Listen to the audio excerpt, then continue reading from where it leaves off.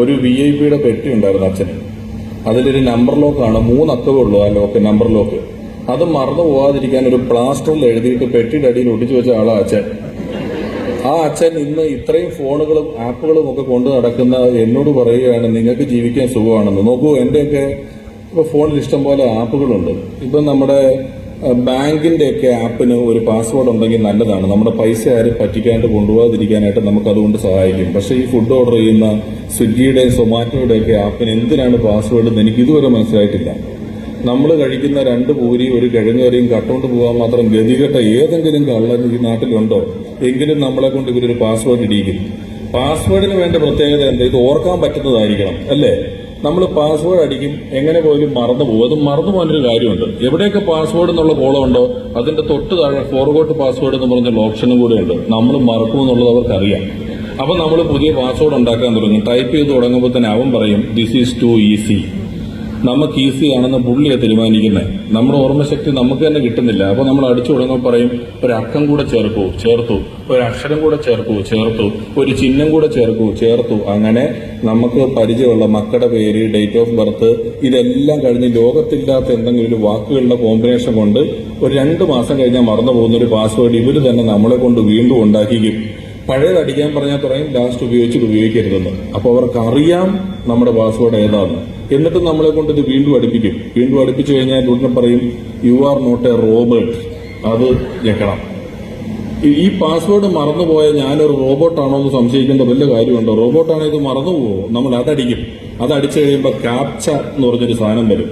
C ഇങ്ങനെ നിൽക്കുന്ന, K ഇങ്ങനെ നിൽക്കുന്ന, ടി ഇങ്ങനെ നിൽക്കുന്ന, ഇത് മുഴുവൻ നമ്മൾ അടിച്ചു കയറ്റും. ഇത് അടിച്ചു കയറ്റി കഴിയുമ്പോൾ പറയും ഒരു OTP വിട്ടിട്ടുണ്ട്, അത് നിങ്ങൾ ടൈപ്പ് ചെയ്ത് കയറ്റണം എന്ന് പറഞ്ഞിട്ട് റോക്കറ്റ് വിഷയം പോലെ കൗണ്ട് ഓൺ തുടങ്ങും. 50, 49, 48, 47. നമ്മൾ കാത്തിരിക്കുന്നു, OTP വരുന്നില്ല, ടെൻഷനായി. 30, 29, 28, 27, 26. OTP വന്നിട്ടില്ല, ടെൻഷനായി. 20, 19, 18, 17, 16. OTP വന്നിട്ടില്ല, പൊടും ടെൻഷൻ. 10, 9, 8, 7. OTP വന്നിട്ടില്ല. ഓടി ചെല്ലുന്നു, റീസെന്റ് OTP അടിക്കുന്നു. 2 OTPയും കൂടെ ഒന്നിച്ചു വരുന്നു. ഇനിയിപ്പോ ഇതിലേതടിക്കണമെന്നുള്ളത് അതിനേക്കാളും വലിയ ടെൻഷൻ. ഇത്രയൊന്നും ടെൻഷൻ എന്റെ അച്ഛൻ അടിച്ചിട്ടില്ല എന്ന് എനിക്ക് നല്ല ഉറപ്പാണ്. എന്നിട്ട് ആ പ്ലാസ്റ്റർ പറഞ്ഞു പോയിട്ട് VIP പെട്ടി വികാസിനെ പൊളിച്ച ആളാണ് പറയുന്നത് പണ്ട് കളിക്കുന്നവര് ഭയങ്കര സുഖമാണ്, ഇപ്പം നിങ്ങളൊക്കെ ഭയങ്കര സുഖമായിട്ടാണ് ജീവിക്കുന്നതെന്നുള്ളത്. വാട്സപ്പ് ഗ്രൂപ്പുകൾ എത്ര ഗ്രൂപ്പിലുണ്ടെന്ന് എനിക്ക് തന്നെ അറിയാൻ പാടില്ല. ഞാൻ പഠിച്ച 8ാം class, 9ാം class, 10ാം class, pre degree, എന്റെ 3 മക്കൾ പഠിക്കുന്ന ക്ലാസ്, ഫ്ളാറ്റ്, ഞാൻ ഇന്നലെ അഭിനയിച്ച സിനിമ, വരാൻ പോകുന്ന സിനിമ, കഴിഞ്ഞ പരിപാടി, വരുന്ന പരിപാടി, ഇത്രയും പരിപാടികളുടെയും കൂടെ വാട്സപ്പ് ഗ്രൂപ്പിൽ എന്നെ ചേർത്തിട്ടിരിക്കുകയാണ്. എന്റെ ഇതിനൊക്കെ പുറമെ ഫാമിലി ഗ്രൂപ്പ് എന്ന് പറയുന്ന ഒരു ഗ്രൂപ്പ്. എന്റെ ഒരു വല്യമ്മാവനൊക്കെ ഉണ്ട്. ഇയാൾ 5 മണിക്ക് എണീക്കും. എന്തിനാ എണീക്കണമെന്ന് ഒരു പിടുത്തവുമില്ല. 5 മണിക്ക് എണീറ്റിട്ട് ഒരു ഗുഡ് മോർണിംഗ് അയക്കുകയാണ്. ഏതെങ്കിലും പ്രാവ് ഒലിവിന്റെ ഇല കടിച്ചു പിടിച്ചുകൊണ്ടിരിക്കുന്ന ഒരു ഫോട്ടോ, അല്ലെങ്കിൽ ഒരു ചായ ഗ്ലാസും ഒരു പേനയും ഒരു മുത്തുമാല്. ഇയാള് പേന തൊട്ടിട്ട് 25 30 വർഷമായി. ഈ പുള്ളിയാണ് ഗുഡ് മോർണിംഗ് ഒരു സന്ദേശവും. എന്നിട്ട് ചില സന്ദേശങ്ങൾ എന്നാ അറിയോ? അച്ഛൻ കൊണ്ട് വെയിലാണ് നിങ്ങൾ അനുഭവിക്കുന്ന തണൽ. അച്ഛനെ സ്നേഹിക്കുന്നെങ്കിൽ തമ്പിടുക. എനിക്ക് അച്ഛനെ സ്നേഹമുണ്ട്, ഈ അമ്മാവനെ സ്നേഹമില്ല. പക്ഷെ ഈ ഗ്രൂപ്പിൽ അച്ഛനുണ്ട്, ഞാൻ ഇട്ടില്ലെങ്കിൽ എന്ത് ചെയ്യും? എന്തൊരു പ്രഷറാണ് ഈ അമ്മാവനൊക്കെ ഇതിന്റെ പേരിൽ നമുക്ക് തരുന്നതെന്നറിയാവോ? അപ്പോ എല്ലായിടത്തും ഉണ്ട് ഈ വാട്സപ്പ് ഗ്രൂപ്പുകൾ. അങ്ങനെ അമീബ ഉണ്ടാകുന്ന പോലെ ഒരു ഗ്രൂപ്പ് ഉണ്ടാവും, അത് പൊട്ടിപ്പൊളിഞ്ഞ് വേറൊരു ഗ്രൂപ്പ് ഉണ്ടാവും.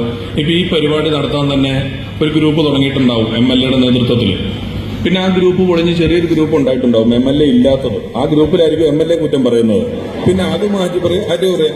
അങ്ങനെയാണ് ഇതിന്റെ പരിപാടികൾ നടക്കുന്നത്. അപ്പോ വളരെ സങ്കീർണമായ സോഷ്യൽ മീഡിയയെ കുറിച്ചൊക്കെ കളക്ടർ പറഞ്ഞു, വളരെ സങ്കീർണമായ ഒരു വർത്തമാന കാലഘട്ടത്തിലൂടെയാണ് നമ്മൾ പോയിക്കൊണ്ടിരിക്കുന്നത്.